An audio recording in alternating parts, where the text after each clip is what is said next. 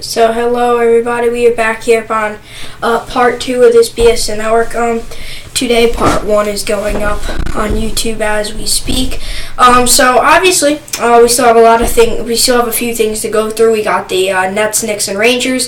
We have the Mets get Bruce back. Will the Mets make more moves? And who wins this weekend for the playoffs? Like I said, I'll tell you at the end why. Well, I don't really have to. I'll tell you now. But I won't be podcasting tomorrow until my stuff involving sports on Friday is done. I will be podcasting from Monday through Thursdays, and I will have the Fridays off. But good timing. When I get Fridays back, it'll be perfect timing for March Madness. So I get full weeks to talk about March Madness and things like that. So glad that's how it panned out. But so I won't be here tomorrow, so I have to do who wins this weekend. I won't be podcasting tomorrow. So we're gonna get into Mets get Jay Bruce back. They signed into a 3-year deal, $39 million, or $3.9 million, or is it $39 million? I think it's $39 million. Jay Bruce last year showed decent. I mean, he was pretty good with he was pretty good with the Indians, but he was also pretty good with the Mets. Obviously, I do think he could have done better a little bit last year. I don't think he had the best year you'll expect out of an MLB player, but I think he was good enough to help the Indians, one, get to the ALDS, and two, help the Mets to a few of their wins because they didn't have a lot. I think this is a good move by the Mets. I think to get Bruce back is good. Obviously, the Mets. I think the Mets are like the Giants this year, and it was weird because Giants were expected so high, and so were the Mets. And then injuries, and a lot of people might think, oh, injuries. So a player gets injured. Injuries could change your season. Let's just say the best player on your team gets injured, and let's just say LeBron James got injured. The Cavs would probably just start going downhill because he pretty much carries that team. So injuries last year happened to Syndergaard, happened to their whole starting pitching pretty much. Harvey really didn't matter. Syndergaard, Harvey, it was their whole starting pitching rotation pretty much. A few of their closers actually got injured. Familia, I think that's how you pronounce his last name, Familia. Got injured. He got suspended. No, he got suspended. Then he got injured, and he played, but he wasn't like the Familia we were used to seeing. So just piled on with injuries and injuries and injuries. Went on to go to see that season that they had. Jay Bruce didn't get injured last year. He did get traded, and now just like that, he's back with the Mets. This kind of reminds me of Aroldis Chapman.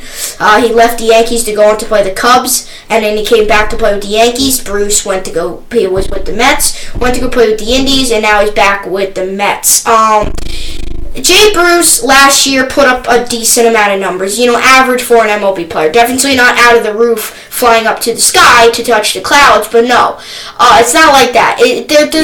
They're decent numbers. Obviously, a lot of players out there did do better, but average numbers. He will give you a few hits a game. He'll give you a few runs a game. He'll help you out when your team needs a few runs. So. Started off his career in 2008 with the Reds. He was pretty good.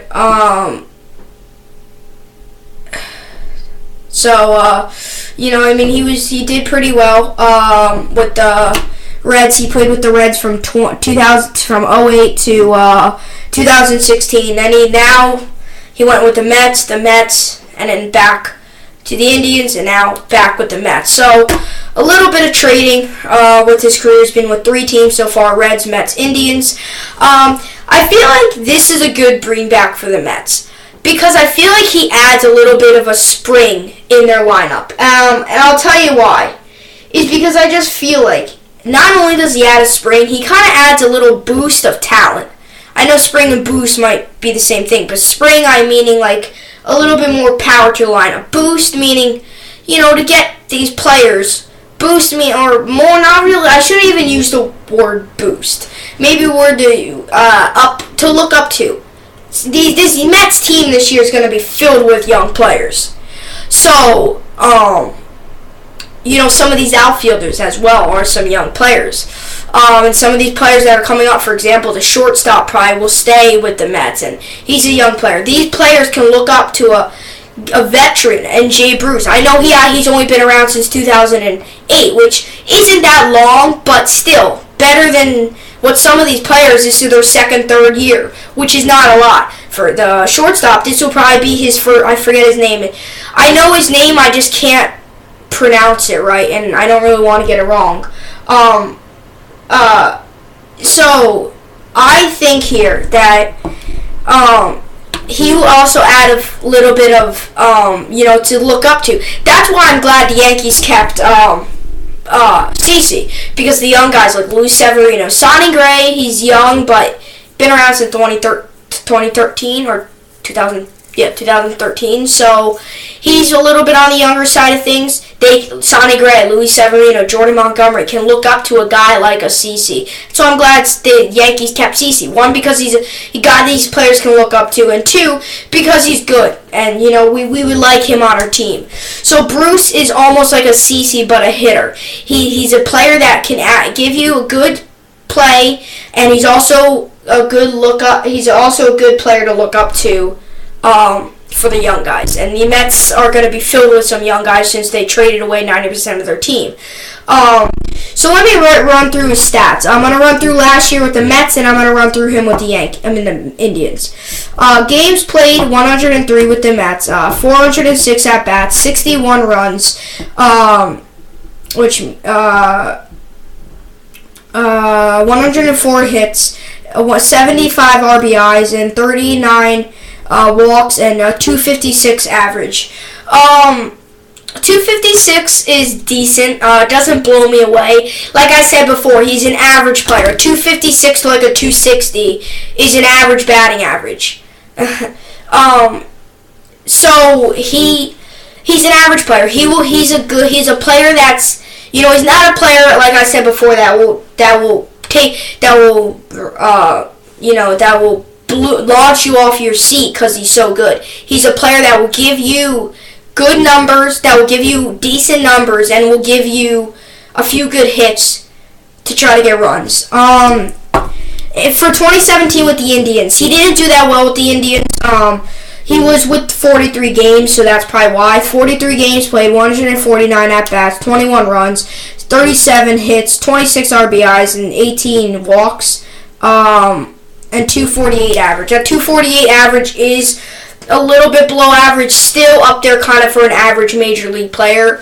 Probably an average major league player is probably like 260 to like 270, or 255 to like 270, or 250 to 270. But if you take 256, you'll more than likely just round that up to a 260. So he gives you good numbers. The thing about him is where are they going to put him? Are they going to put him in the outfield, or are they going to put him at first base? Now, he's good. He's decent at both positions. But, I just wonder where they will put him. Because if he's in the outfield, if he's not in the outfield, who fills him in? If he's not in the infield, who fills him in? So, that just comes into the talk. I think that this is a good decision by the Mets to take him back. I don't think he doesn't blow my mind with the stats he's put up last year. He doesn't blow my mind.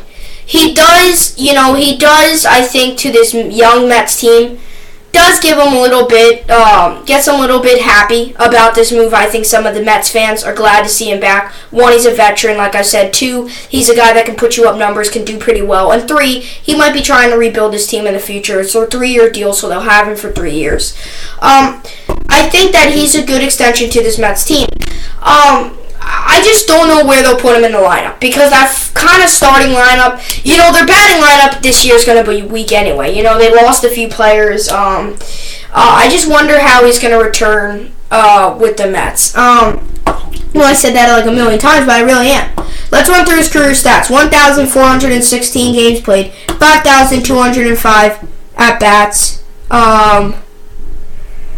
751 runs, 1,294 hits, 838 RBIs, and 528 walks, and an average of 249.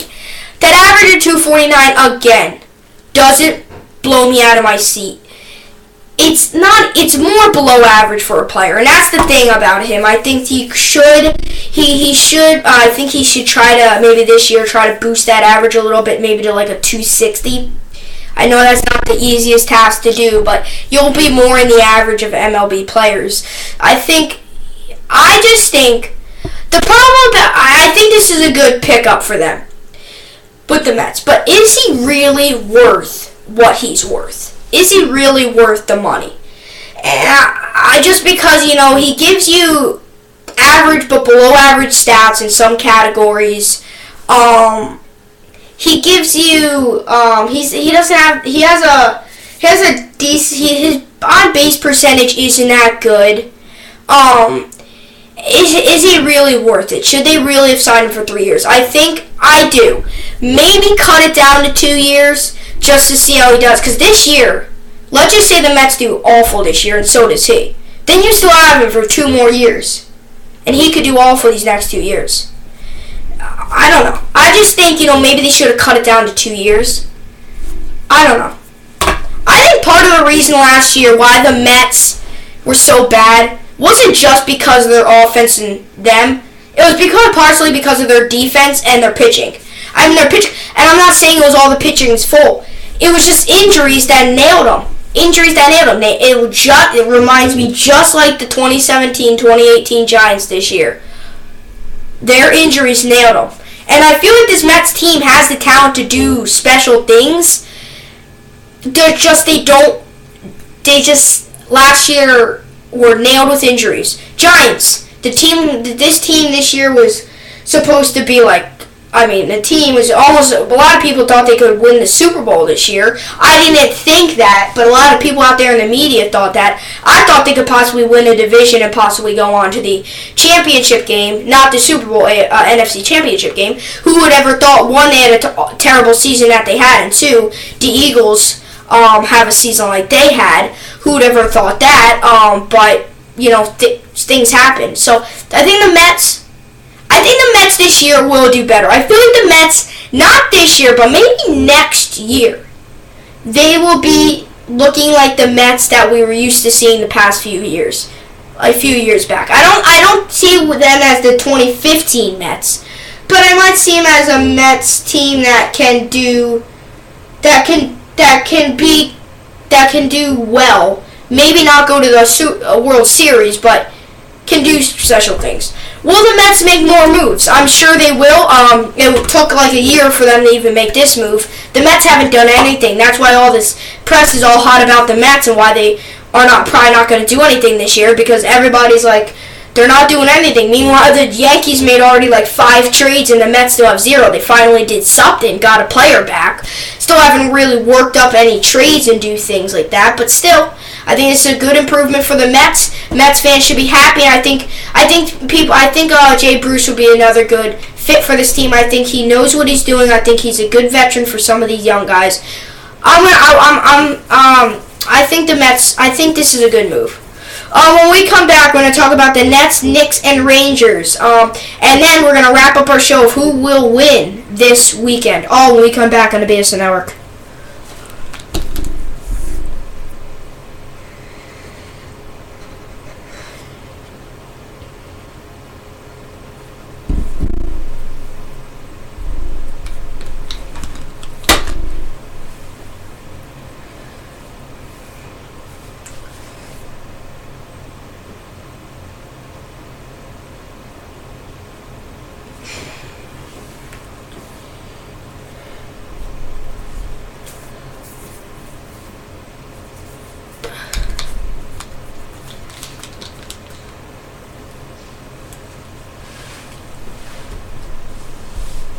So we're back here.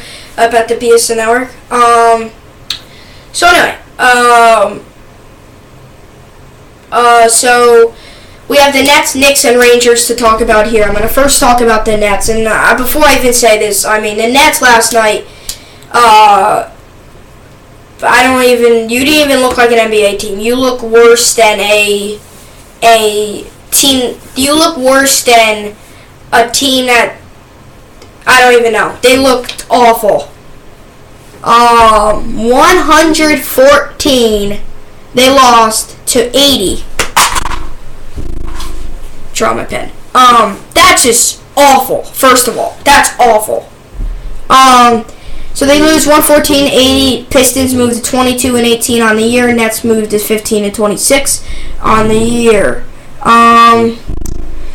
Nets next game will be tomorrow against the Hawks. I will preview that game right. I will say who wins at the end here. Standings: Nets are 12th in the Eastern Conference. They're still 15-26, 17.5 games behind, 3-7 in their last 10.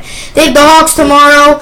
I feel like the Nets will come out, have a better game. They are on the road. It's the start of a 2-game road trip, and then they come home to play the Knicks on Monday. That will be an interesting game. I say the Nets win this thing tomorrow. I really think they will be able to pull it off. Point spread: Nets got beat by Detroit in the first quarter, 34-26. Second quarter, Detroit beat the Nets 29-15. Third quarter, 27-20. Detroit beat the Nets, and in fourth quarter, Detroit 24-19. Detroit beat the Nets as well, and in a total of 114-80, Nets lose. Next up, we have the Knicks. Let me find them in my notes. There we go. The Knicks, 10th in the Eastern Conference. They tough loss last night. They were home. They went into 2 OTs. They've lost 122-119 by lost 3-point. But they were down, but not a 3-pointer won the game, but they were down by, they lost by 3. Bulls moved to 15-27. Knicks moved to 19-22. The Knicks play tomorrow, 8 p.m. Away against the Timberwolves.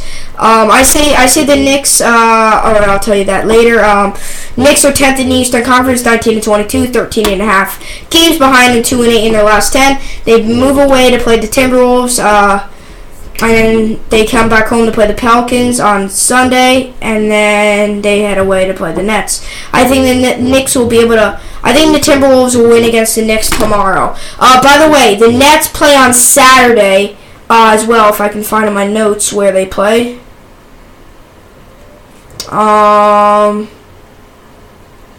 They play the Wizards Saturday, the Nets. They always play well against the Wizards. I give the Nets a win. I forgot that I'm not going to be here Saturday. Well, I didn't really forget, but I didn't get to it. And then they play the Pelicans Sunday. I give the Pelicans a win against the Knicks. I give the Knicks a win. The Knicks always play well home, and then they head back away to play the Nets, which I will be able to preview that game on Monday. Actually, I'll tell you who wins the Nets-Knicks game. I say the Nets win. I say the Nets pull it off against the Knicks. Because Monday, since I'm here from 5 to 6, this game starts at 3 p.m. So anyway, so now to the Rangers. Rangers play Saturday, but once again, since I'm not going to be here Saturday or tomorrow, I'm going to preview the game. They coming off of a loss against the Knights, 2-1. Tough loss for them. They got to pick up. They really have to pick up their game now, or else if they want any way to make a playoff. Rangers play the Islanders. They right now are 4th in the Metropolitan Division at 42 games played, 22-15 wins, 22-15-5, 49 points. They are 8 points behind first place. 5-3-2 in their last 10, and they're on a losing streak of 1. They play Saturday home against the Islanders. I give them a win there, and then they head away to play the Penguins. I give them a win there as well on Sunday, and then Tuesday's game I will be able to preview that game. What time's that game? That game is at 7, I said. Alright, so that's what I got for the Knicks, Nets, and all the New York sports teams updates. So when we come back, we'll talk about the divisional round playoff picks. That's going to be interesting and exciting. I can't wait to do it all when we come back on the BSN Network.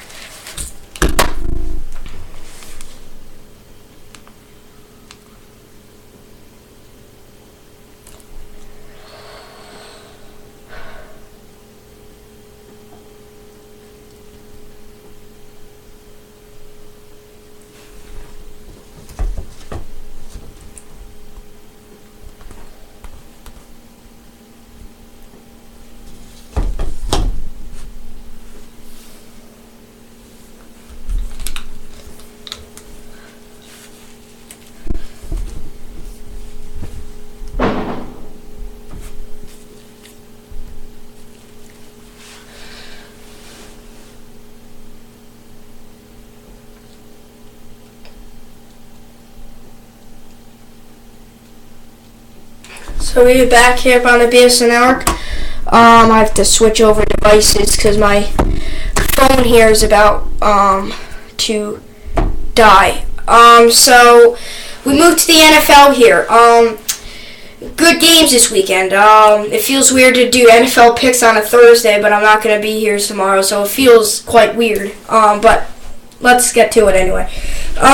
So there's some games on Saturday, and there's 2 games on Sunday and 2 games on Saturday. Saturday games I can't wait. I really think on Saturday is one of those games, and you probably know if you look at the schedule for the NFL weekly, like I do. I always pop on my NFL mobile app. Even during the off season, for the MLB, I always get on an MLB Amino app. An app I found gives you all MLB stuff and stats and different things like that, and I'll read it over before my pods, and I'll just get it stuck in my brain. That's why sometimes I can tell them. Sometimes there's too many stats, and I have to write them down and look at them. But anyway, I like to call it my cheat sheet. So anyway, first we got the Atlanta Falcons versus the Philadelphia Eagles at 4:35 p.m. on NBC. That's on Saturday. I'll give you the percentages of what each team's going to projected to win. Falcons are projected a 58% chance to win. Patriots versus Titans, 8:15 on CBS. That's the number 5 seed versus the number 1 seed in the AFC. Eagles, Falcons, the number 1 seed versus the number 6 seed in the NFC, by the way. And then, so the Patriots here were 74% chance of winning. Then we moved to Jacksonville. Not Jacksonville. We moved to Sunday. Jacksonville, the number 3 seed. Pittsburgh, the number 2 seed. 67% chance Pittsburgh wins this.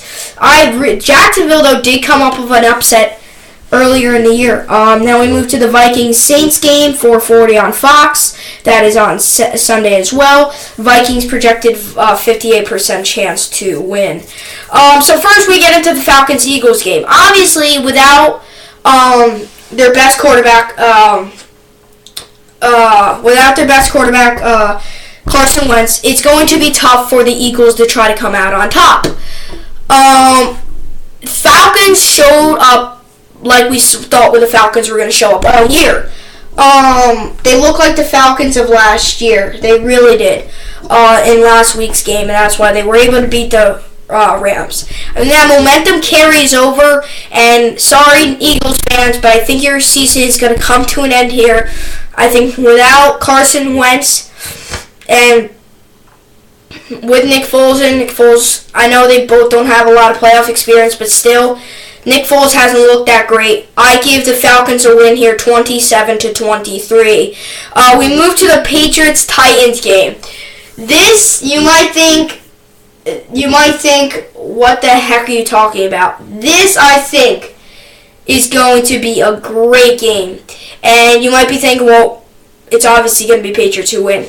Patriots, with all that commotion over there with Belichick and Brady, and they're all focused on that. They even haven't played a playoff game yet.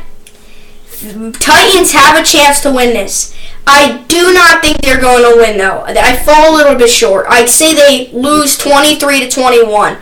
I'm cheering for the Titans so hard. I hope I get this pick wrong. I really do, but I really think with my gut instinct I have to. go with the Patriots. Jacksonville and Steelers. Steelers did not show up against Jacksonville earlier in the year. I really feel like Jacksonville against the Steelers, it is going to be a tough game because Steelers, despite possibly not having Antonio Brown, despite that, there's a chance that, there's a chance that there's a chance they win this because of that, but I still think Steelers will be able to pull this game off. Maybe a little bit closer, but I still think Steelers win this 31-14, I say they win this. We move to the New Orleans Saints versus Minnesota Vikings. 58% chance Minnesota is supposed to win. 4:40 p.m. on Fox. This is going to be a good game. I'm really interested on this game. I actually am. I kind of can't wait to watch this. I actually can't wait to watch this more than I can the Titans game. This is going to be a good game. Number 4 seed versus number 2 seed. I think the Vikings are a very, very good team. Case Keenum, I predicted them to win the whole thing this year. So I have to predict them to win it today. I have to predict it to win them Sunday, January 14th. Give me the Vikings to win this game. No matter who they're playing next round, I'm probably going to pick them again because I predicted them to win it all this year. Give me the Vikings win this game. I think it's going to be a good game.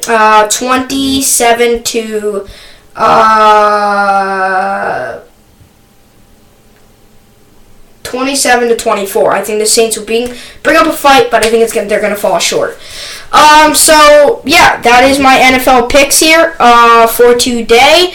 When we come back, we are going to wrap up the show here from the BSN Network and BSN Studio here. When we come back.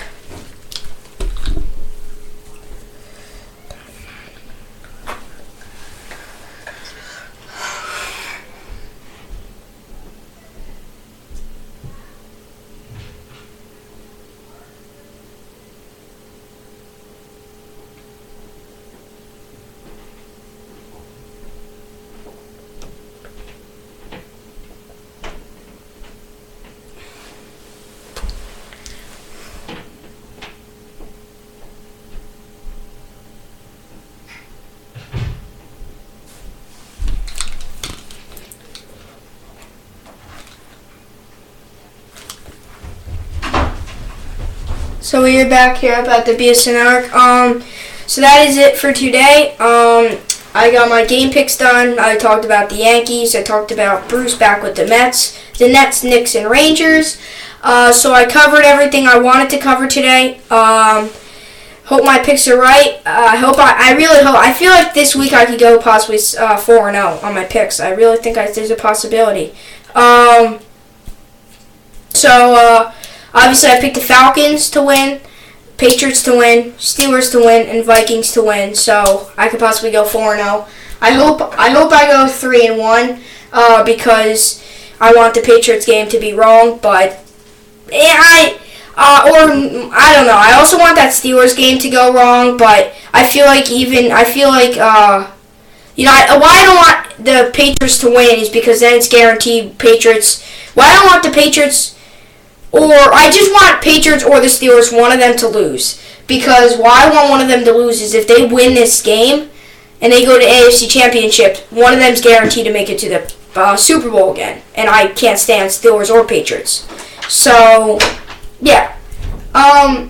So thank you for watching. If you liked it, hope you liked it. Yep, I'm not going to be potting. I'm not going to have a podcast tomorrow, so that's why I did my NFL pick. So you'll get into a routine when you're watching me. You're going to get into a routine because obviously you will because you're going to be used to me doing NFL picks on Thursday. But then I'll be back. When the NFL season's actually done, I'll be coming back on to really Monday through Friday. So hope you enjoyed today's video. Once again, I know you probably are getting annoyed right now. Your head's probably explode. But once again, I won't be here tomorrow. I'm trying to make it as much clear as I can. Probably already made it so much clearer. But I won't be here tomorrow. So I'm going to have Friday, Saturday, and Sunday off. And then I'll be back full strength Monday through Thursday again. So, yeah, that's pretty much what my plan is to do with this network. And then, yeah. And then I'll just keep continuing to do the same routine, and you guys will get used to it. You'll get used to not you guys will get used to it. Trust me. This week might be a little bit hard because it's my first week not uploading on Friday, but obviously. Hope you enjoyed today's video. Please comment down below if you want me to talk about a certain sports topic. I'll be more than happy to. Once again, talk about the 4. If you forget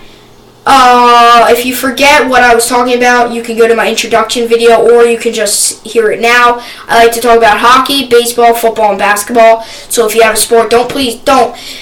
Tennis, no. Soccer, no. Please, though, please do not ask me about soccer. Please do not. Whoever comments down below, do not ask me about soccer. Tennis, no, but tennis, I wouldn't talk about either, but I don't really think anybody really put something down there as tennis. They might do, but yeah, tennis, soccer, cricket, or any other sport besides the 4 I just said, please don't ask me about, because I don't really, it's just I don't watch it. 1, 2, I don't really know anything in it, and 3, it just doesn't. It's not a sport that I like. It's not a sport.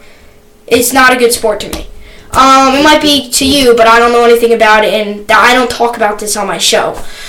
So anyway, I hope you enjoyed it. Thanks for watching, everybody, and hope you enjoyed it. I will see everybody Monday. Hope you enjoyed it.